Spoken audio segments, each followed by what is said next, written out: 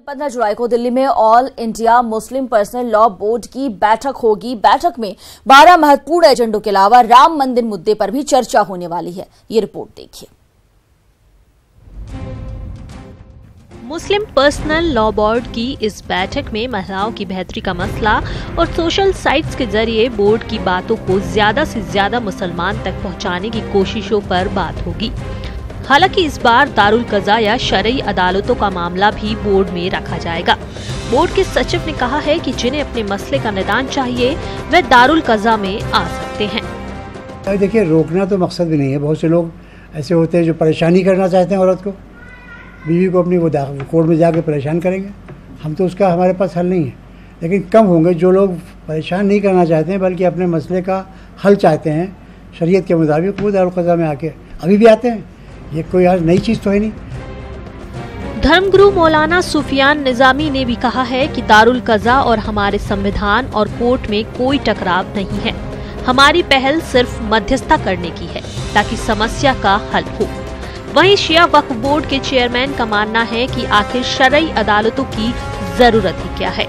को मैं वाज़ेह करना चाहता हूं कि जो दारुल कज़ा है उसका कहीं से कोई टकराव हमारी जो लीगल अथॉरिटीज़ हैं या हमारा जो कॉन्स्टिट्यूशन अदलिया है उससे कहीं नहीं है। हमारे यहाँ वो केस लिए जाते हैं जो कहीं ना कहीं से अगर कोर्ट में केस है तो वो केस दारुल कज़ा में नहीं लिया जाता है।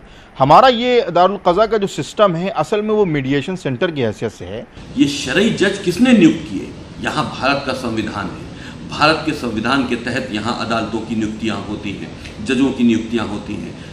ये शरई अदालतों का यहाँ अपॉइंटमेंट कौन कर रहा है? यहाँ पर काजियों का अपॉइंटमेंट कौन कर रहा है?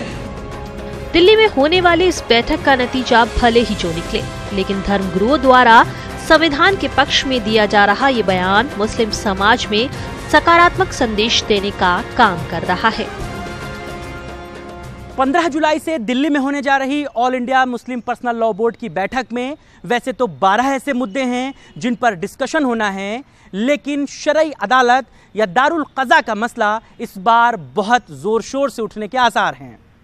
All India Muslim personal law board के सचिव जफर याब जिलानी ने इस बात को कहा है कि हाल फिलहाल के दिनों में जो मामले कोर्ट की दहलीज तक पहुंचे हैं उनको रोकने के लिए जगहों जगहों पर शरई अदालतों को मजबूत किए जाने की दरकार है। इससे मुसलमानों के मसले शरई अदालतों में ही सुलझ जाएंगे और वो कोर्ट तक नहीं पहुंचेंगे।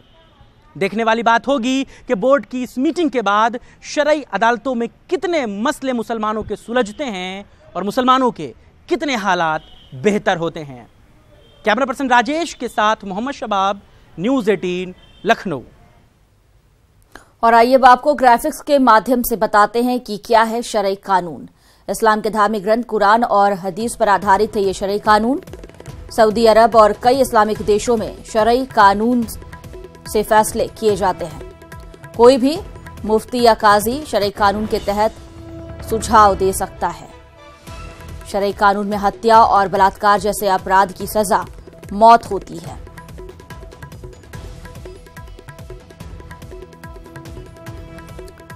तो शरई कानून क्या है ये आपको हम बता रहे हैं। शरई कानून के फैसले को सुनाने के नहीं बल्कि इसे मजबूर किया जाता है।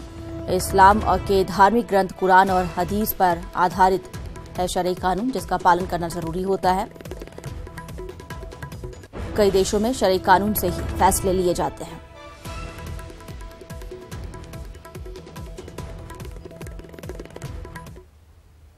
दुनिया के 7 अजूबों में शामिल ताजमहल में अब बाहरी नमाजी नमाज नहीं पढ़ पाएंगे। सुप्रीम कोर्ट ने बाहरी लोगों को नमाज के लिए इजाजत देने की मांग वाली याचिका को खारिज कर दिया है। कोर्ट ने कहा कि ताज 7 अजूबों में शामिल है, यहाँ नमाज नहीं पढ़ सकते हैं, नमाज किसी और जगह पर पढ़ सकते हैं। हालांकि स्थानीय नमाजी अभी भी यहाँ नमाज पढ़ सकते हैं।